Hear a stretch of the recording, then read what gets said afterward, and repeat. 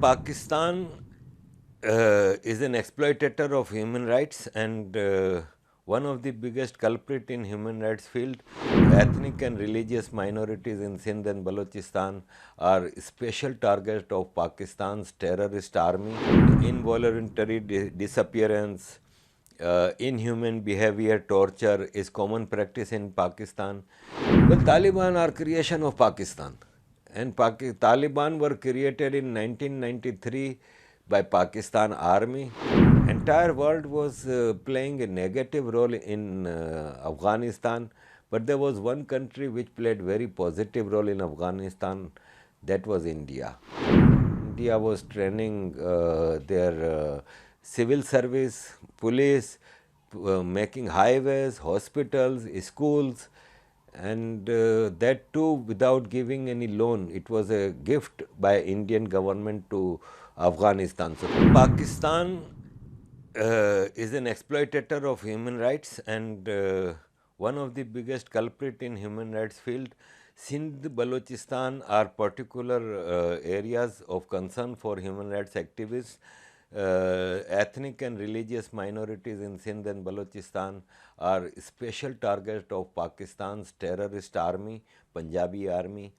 And coming to the Balochistan, there are thousands of missing persons in Balochistan, extrajudicial killing, involuntary disappearance, inhuman behavior, torture is common practice in Pakistan.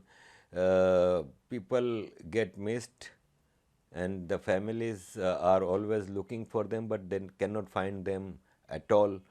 And there is no law prevailing in Balochistan and Sindh. Army's military rule is unofficially in Balochistan and Sindh. In Sindh also, the biggest issue in Sindh is religious minorities. About 1,000 minority girls are kidnapped, raped, forcefully converted into Islam and then forcefully married to some older people. This is going on unnoticed. No international voice is raising this issue of inhuman behavior with minority girls in particular. And then in Sindh there are no civic facilities, because according to United Nations Human Rights Charter, civic facilities are basic human rights also. All civic facilities are provided in Punjab at the cost of Sindh and Balochistan resources. Punjab has no natural resources, but Sindh and Balochistan are richest provinces of Pakistan.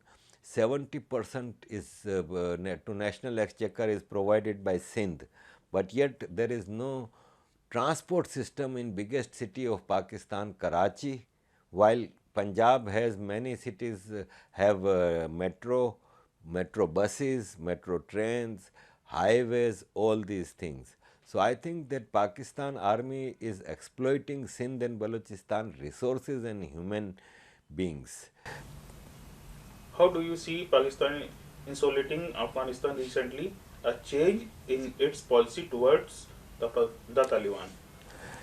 Well, Taliban are creation of Pakistan, and Taliban were created in 1993 by Pakistan Army to take control of Afghanistan. And when 2001, 9/11, after 9/11 in 2001, America started a war in Afghanistan against Taliban. The very same Taliban were handed over to America against dollars, which was mentioned in Musharraf's book In the Line of Duty. And Taliban were suddenly from freedom fighter became terrorist. And when in 2021 Taliban took over with the help of Pakistan back Afghanistan, and Imran Khan declared them a victory like a victory in Medina versus Makkah. He said that Taliban have taken back their land and they are freedom fighters so and so, because Pakistan army was expecting that Taliban will continue following the dictation given by Pakistan army. But after 2021, Taliban were different forces, and they had suffered 20 years because of betrayal of Pakistan army. So they decided not to follow dictations of Pakistan. So now Pakistan considers Taliban as enemy of Pakistan, and Taliban are not ready to follow the dictation.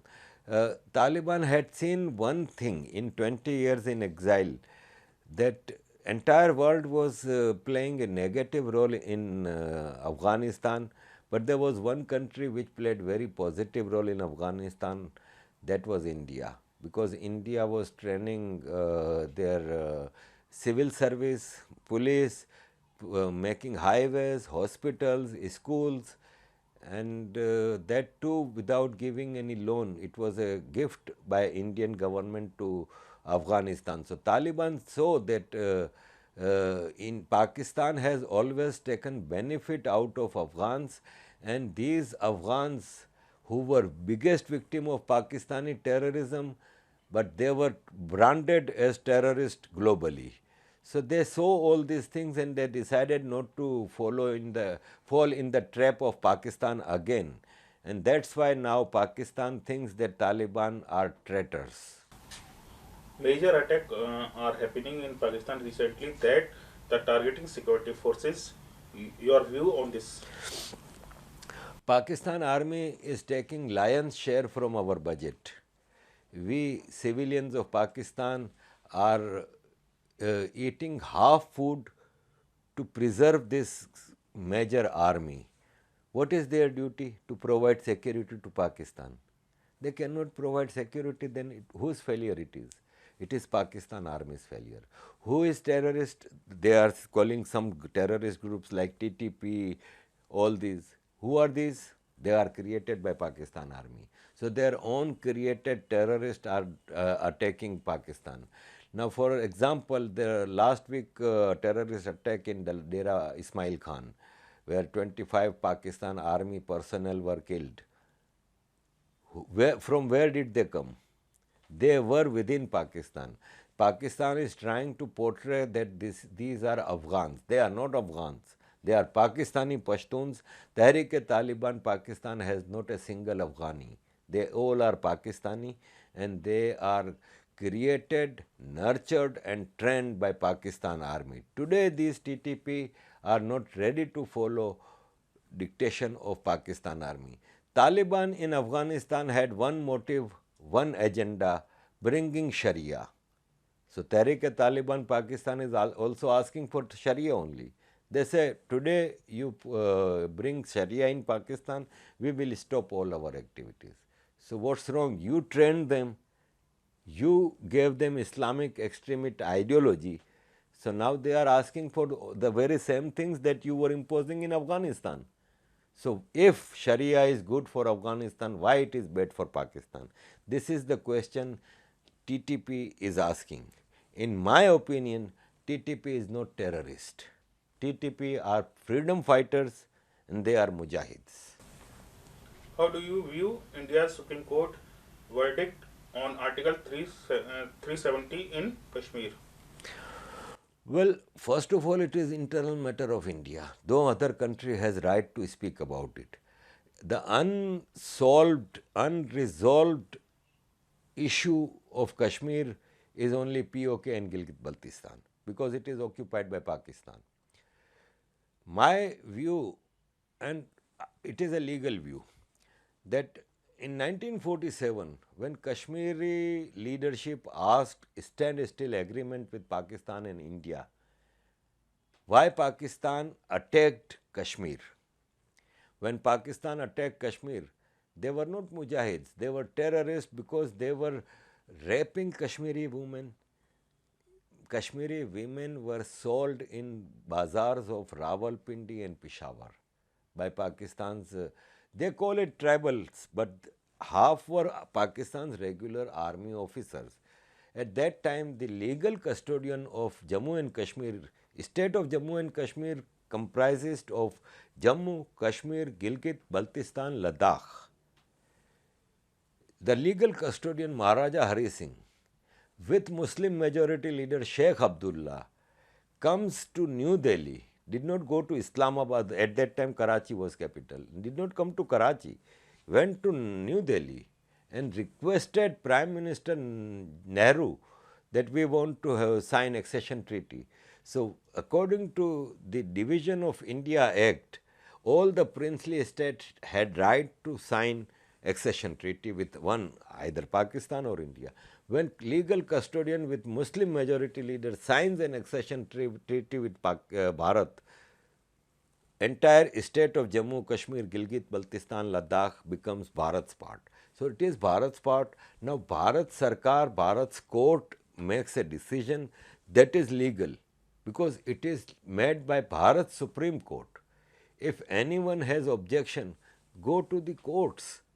You cannot do anything because court is supreme in making verdict on law and legal affairs. So Article 370 is abrogation. I think it's 4 years now almost. Kashmir has changed. Last week somebody sent me a video of Srinagar and I had to watch that video 3-4 times to make sure that it is Srinagar, not Europe.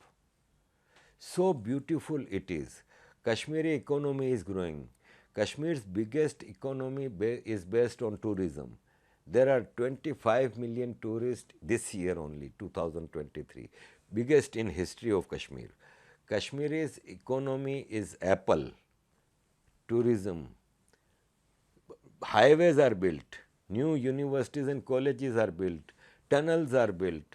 Kashmiri students are studying in entire Bharat's universities, South India, East India, West India. So Article 370 was a hindrance in the progress of Jammu and Kashmir. So even Kashmiris know that abrogation of Article 370 is a right step towards the development and progress and prosperity of Jammu and Kashmir. Now, statehood or union territory, I think this is pure domestic affair and it should be solved very soon because Kashmir has faced very brutal Pakistan terrorism for decades. So now coming back to normality, it takes time. It's only 4 years. I'm sure Indian government has plans to bring statehood again in Jammu and Kashmir and Ladakh and hopefully things will get much better. The only unresolved issue is the lands occupied by Pakistan and China because Aksai Chin and Shagram Valley which are occupied by China are also part of state of Jammu and Kashmir, parts of Bharat. Last question. Explain about present situation in POK and India's. That POK is its territory. Well, POK today, social media is a very big medium of awareness, and people in POK, when they see the progress and prosperity in Union Territory of Jammu and Kashmir, they start thinking that we are also the same people. We were also once part of Kashmir. Why there is no progress, prosperity in POK? Why there is no prosperity in Gilgit-Baltistan? People of Kashmir, POK, they provide electricity to Punjab province of Pakistan. Yet they have 16 hours and 12 hours load shedding. They are paying biggest, most expensive electricity are provided to people of Jammu and POK while they are the producer of the electricity. They are providing water to entire Pakistan, yet their women are walking miles to bring water at their home. Then biggest thing in human rights is your culture, your food, your dress, your language, your heritage, which is being killed in POK. If you go to Srinagar, you will find people wearing Kashmiri dress, eating Kashmiri food, speaking Kashmiri language.